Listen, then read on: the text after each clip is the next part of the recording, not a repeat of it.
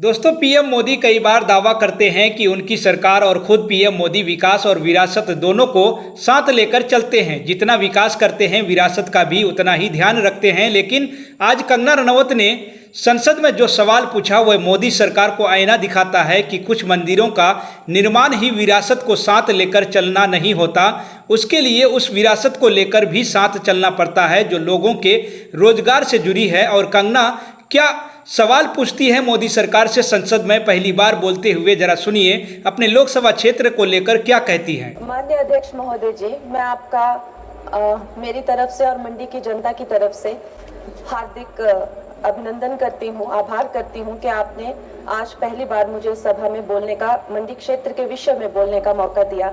महोदय, हमारे मंडी क्षेत्र में ऐसी बहुत सारी कला शैलियाँ हैं जो विलुप्त हो रही हैं।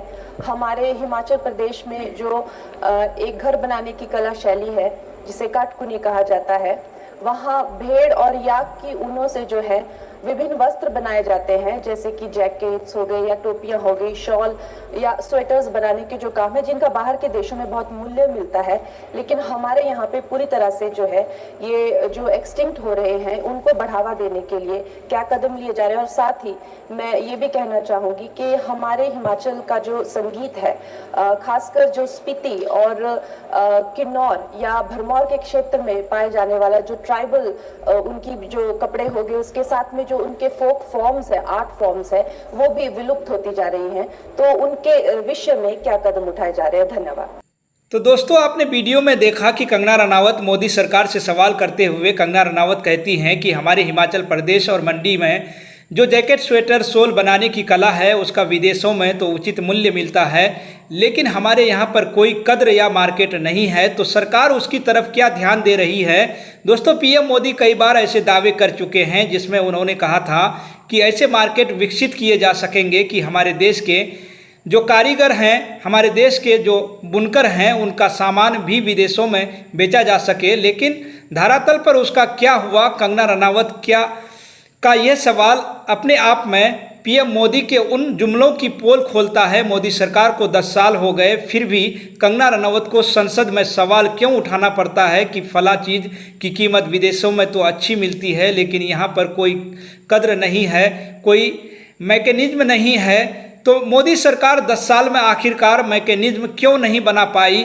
कई लोग सवाल उठा सकते हैं कि हिमाचल प्रदेश में तो कांग्रेस की सरकार है, तो कुछ समय पहले हिमाचल प्रदेश में भारतीय जनता पार्टी की भी सरकार थी। तो किसी भी दल की सरकार क्यों ना हो, अगर किसी चीज़ की विदेशों में कद्र है तो वहाँ तक मार्केट को पहुँचाने के लिए, वहाँ तक लोगों की पहुँचाने के लिए सिस्टम बनाना सरकार का काम है। पीएम मोदी ऐसा दावा कई बार कर चुके हैं। तमाम रैलियों में, अपने भाषण में इस तरह के दावे लगातार 10 साल से जारी है कि हम ऐसा करेंगे, हम वैसा करेंगे, लेकिन सारा मामला करेंगे मैं ही रहता है। क्या कर दिया है उसको लेकर बताना चाहिए। अगर किया होता, अगर वोकल फॉर लोकल काम किया होता पीएम मोदी, अच्छी बात है कि बोलते हैं कि वोकल फॉर लोकल, हमें जो लोकल दुकानदार है, लोकल कारीगर है, उनकी कदर करनी चाहिए। लेकिन सरकार की भी कोई जिम्मेदारी है कि उनको एक उचित मार्केट मुहैया करा सकें और जुमलों से बाहर हकीकत में startup India, stand up India और स्किल इंडिया, इन सब का असर ज़मीन पर भी दिखाई दे सके, तब जाकर भारत विकसित देश बन पाएगा, वरना जुमलों से देश विकसित नहीं बन पाएगा। आप कंगना रनावत के ऐसे सवाल उठाने को लेकर क्या सोचते हैं? दोस्तों, आप कंगना रनावत के ऐसे सवाल करने पर क्या कहते हैं? आपकी क्या राय है? फला चीज़ की कीमत विदेशों में तो अच्छी मिलती है लेकिन हमारे यहाँ पर नहीं मिलती। कमेंट बॉक्स में ज़रूर लिखें अपनी राय। फिलहाल इस रिपोर्ट में इतना ही, फिर मिलते हैं अगली वीडियो के साथ।